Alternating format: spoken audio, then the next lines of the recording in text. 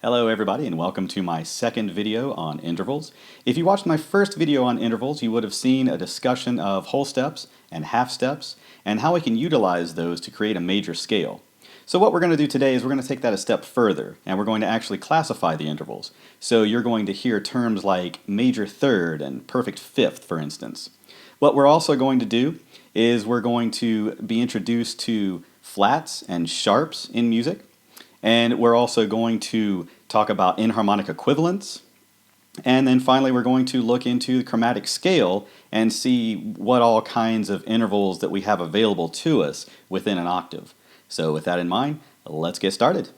Okay, so now we will place intervals into classifications. Classifying intervals is done by using a number, as in a second, third, seventh, etc., and a quality, as in minor, major, perfect, and so on. Let's first take a look at the C major scale and see how we can classify the intervals. For the sake of an easy example, I'm going to start by checking all of the intervals in relation to the first pitch, C. We will be using the qualities major, minor, and perfect in this major scale, and because we are only checking the intervals within this octave, we will only have available to us the unison, second, third, fourth, fifth, sixth, seventh, and octave. From C to D, we have what is called a second. To be more precise, a major second. There are two things that make this a major second. First, the fact that the two pitches are separated by a whole step or two half steps.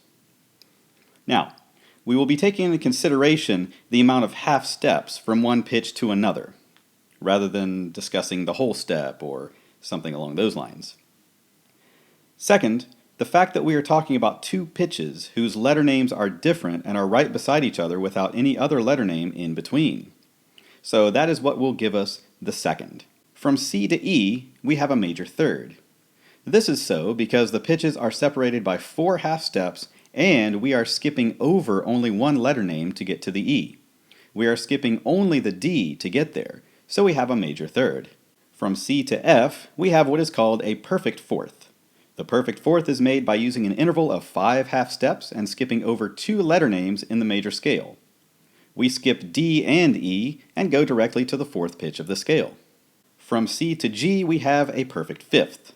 This is an interval of 7 half steps, and we are using the fifth pitch of the major scale. From C to A we have a major sixth. This is an interval of 9 half steps, and you guessed it, we are using the sixth pitch of the major scale. From C to B, there is a major seventh, 11 half steps and utilizing the seventh pitch of the major scale. From C all the way up to C, we have what is called a perfect octave. This is 12 half steps and it utilizes the same letter name. So this is how we are going to check for the classification of intervals regardless of the scale. If the interval contains 7 half steps and you can count 5 letter names, C, D, E, F, G, or 1, 2, 3, 4, 5, then it is a perfect fifth. Memorizing the half steps contained in each interval is a very useful thing. Now, you are probably wondering, what about 3 half steps, 1 half step, 6 half steps? Well, to get into that, we will have to get into a different scale. We will now look at what is called the chromatic scale. This is a scale designed so that when you move from one pitch of the scale to the next available pitch, the interval is only 1 half step. To create this scale, we will need to play the pitches in between the pitches we see in the major scale. On a guitar, I would play these pitches.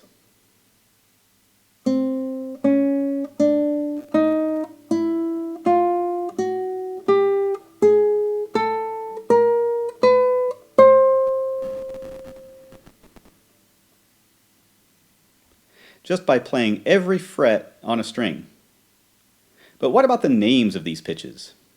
Well, in order to name these pitches, we are going to use a notation called a sharp and one called a flat. The sharp will take a pitch and raise it a half step. So you can have D and a half step higher, which is D sharp. So this would be your D, and then a D sharp, a half step higher. A flat will lower the pitch, so you can have D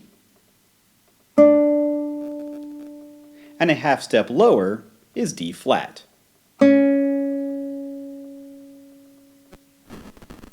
Now, we will spell out the chromatic scale with sharps.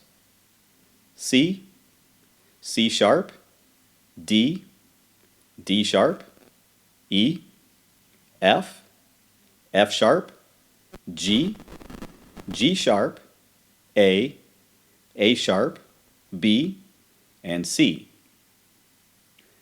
We can also spell it out with flats.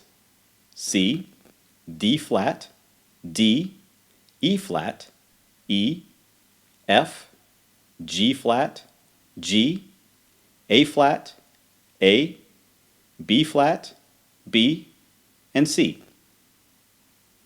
How can we spell it two different ways? Because if you play a pitch between two other pitches, like the pitch between C and D, for instance, you will see that it can be called C sharp or D flat. So if this is C, and I play C sharp, it'll be here. And if I play D, and then play D flat, it'll be here, just like where the C sharp was. These are called enharmonic equivalents. In other words, C sharp is the enharmonic equivalent of D flat. This also works with D sharp and E flat, F sharp and G flat, G sharp and A flat, and A sharp and B flat. Of course, it doesn't work between B and C or between E and F, because they are already only separated by a half step. Now, let's take a look at all of the intervals we can have within an octave. First, we need to see and understand the possible qualities. There is major, minor, diminished, augmented, and perfect. Now we should list the possible numerical labels for the intervals up to an octave. Unison, which is two of the same exact pitch, a second, third, fourth, fifth, sixth, seventh, and octave. Let's take a look at the intervals of the chromatic scale that includes flats. Two C's would be a perfect unison. C to D flat is a minor second, that is 1/2 step. C to D is a major second, 2/2 steps. C to E flat is a minor third, which is 3/2 steps. C to E is a major third, which is 4/2 steps. C to F is a perfect fourth, 5/2 steps. C to G flat is a diminished fifth, which is 6/2 steps. C to G is a perfect fifth, 7/2 steps.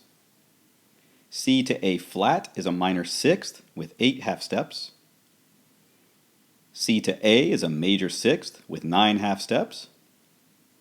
C to B flat is a minor seventh with 10/2 steps. C to B is a major seventh with 11/2 steps. And finally, C to C is 12/2 steps, and that is a perfect octave. The enharmonic equivalent of the spelling of the chromatic scale will not only give different letter names, as we saw earlier, but different interval classifications and qualities. For instance, the interval of a C to a C sharp is 1/2 step, just like C to D flat, but it is not a minor second. Instead, it is an augmented unison. Why?